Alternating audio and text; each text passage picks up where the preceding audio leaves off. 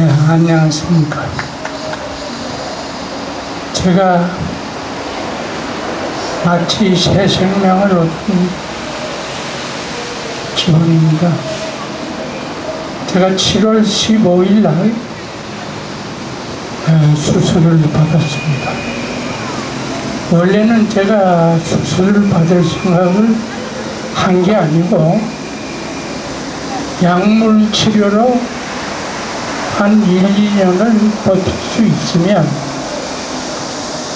약물 치료만 가지고 버티고 그렇게 하고 우리 일을 마무리하고 제 인생도 마무리하겠다라고 생각을 한 겁니다. 우선은 부끄러운 얘기지만 그 많은 수술비를 제가 감당할 수 있는 그런 재력이 되질 않았습니다.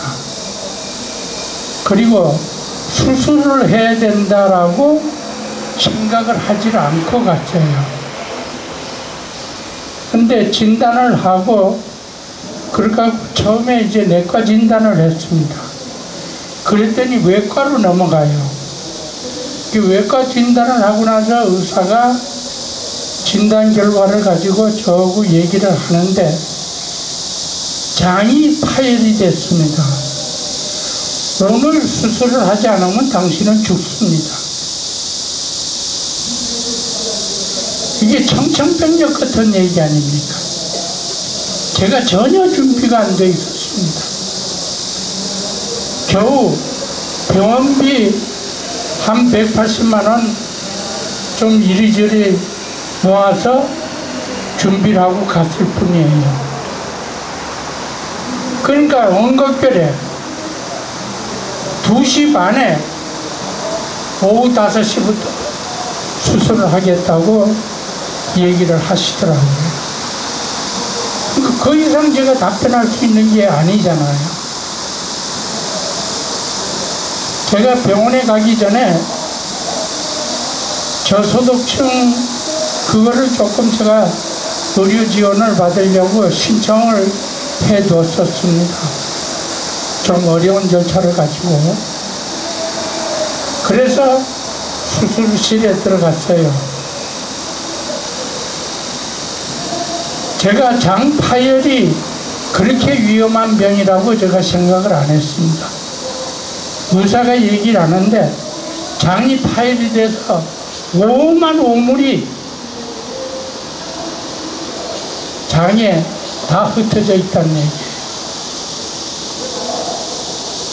그래서 오후 5시경에 이제 마취를 하고 그렇게 하고 수술에 들어갔는데 수술 시간이 약 3시간 반 정도 걸린 것으로 보입니다.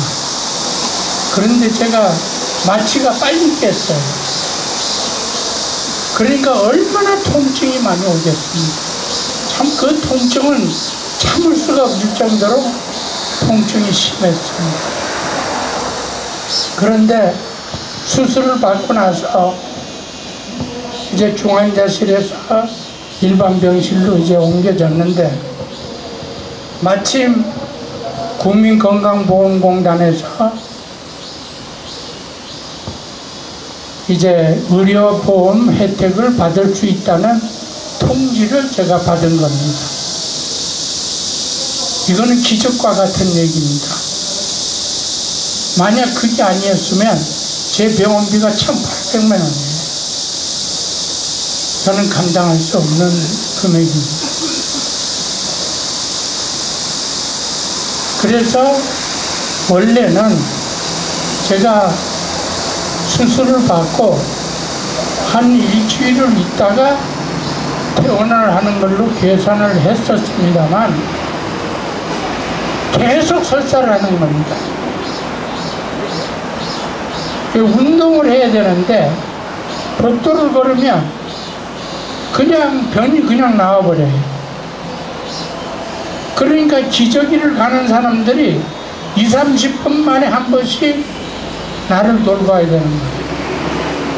이게 보통 일이 아니더라고요. 그래서 제가 퇴원이 늦어졌습니다. 그리고 오늘도 사실상 이렇게 나와서 여러분들 얼굴을 뵈야 되는데 좀 건강 상태가 내 혼자서 이렇게 움직이기가 상당히 어려웠습니다. 그러나 오늘 중요하게 여러분들에게 보고도 드려야 될 내용도 있고 얼굴도 뵙고 이렇게 더운 날씨에도 불구하고 이렇게 나와주시는 여러분들하고 함께하는 게 좋겠다 싶어서 제가 무리해서 조금 늦게 나왔습니다. 죄송합니다. 여러분들 기도해 주시고 격려해 주시고 후원해 주셔서 정말 이렇게 건강을 찾는 모습으로 여러분들과 이렇게 만나게 돼서 너무 반갑습니다. 감사합니다. 그리고 그렇게 누워 있으면서 핸드폰으로 모든 업무를 볼 수 있으니까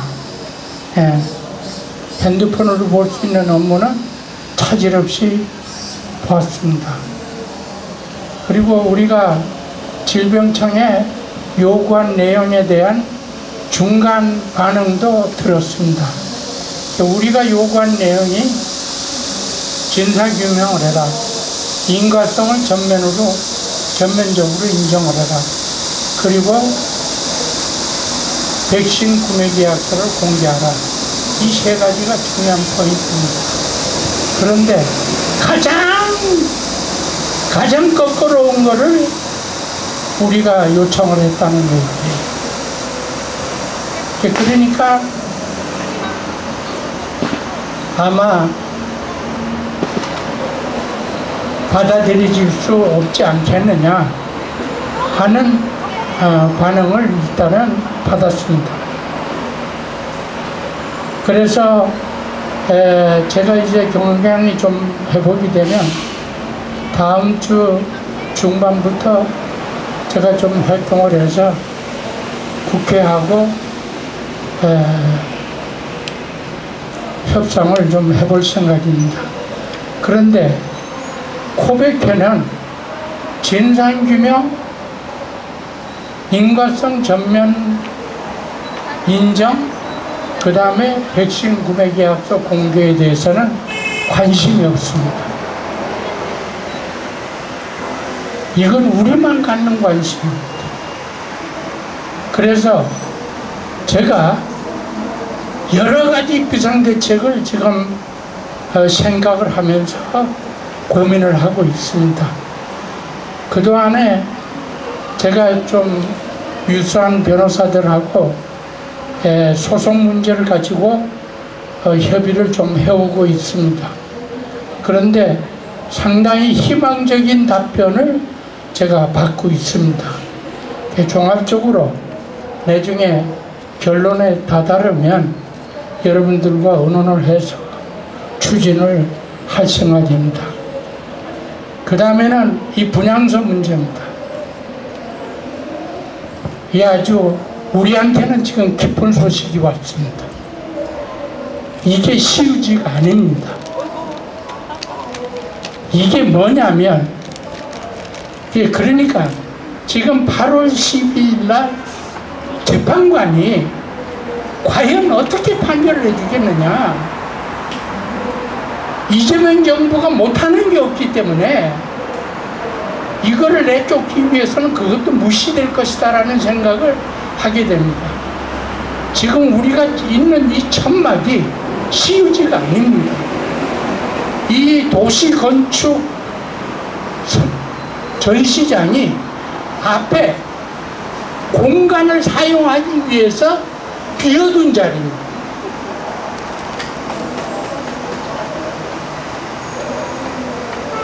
이거를 지금 중구청이 지네가 관리를 맡고 있다고 해서 벌금을 때리고 다 했단 말이에요. 그러나 이게 도로가 아니에요. 도로가 아닙니다. 건물을 더 앞으로 당기려다가 공간을 사용하기 위해서 비워둔 자리예요. 그러면 이거를 재판관이 이거를 인정을 해줘야 되는 거예요. 그래서 그거를 인정을 해달라고 어저께 재판부에 올렸습니다. 12일 날 이렇게 공판을 해달라고. 그러나 변호사 얘기가 이렇습니다. 지금 이재명 정부가 법관을 마음대로 주물르고 있는데 이거 그냥 두겠느냐. 그러니 재판부에 압력이 들어갈 수 있는 가능성이 높다.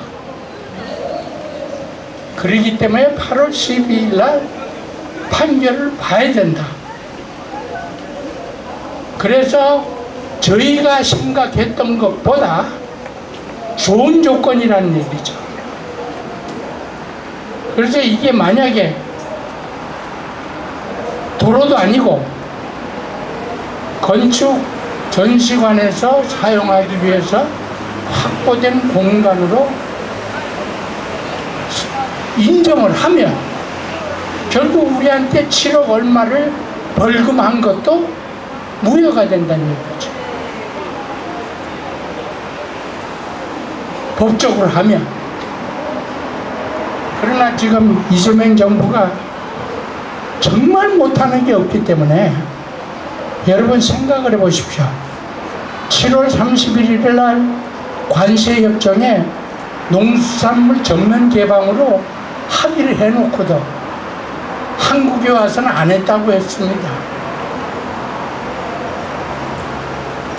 이게 이재명 정부의 사기예요. 이놈들이 못할 게 없다는 얘기입니다.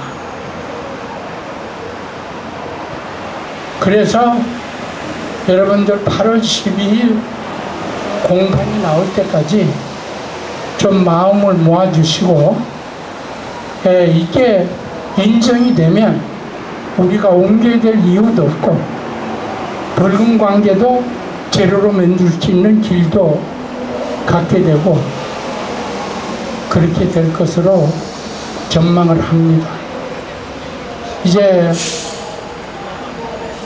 금주의 무더위는 참으로 우리가 감내하기 힘든 무더위였습니다.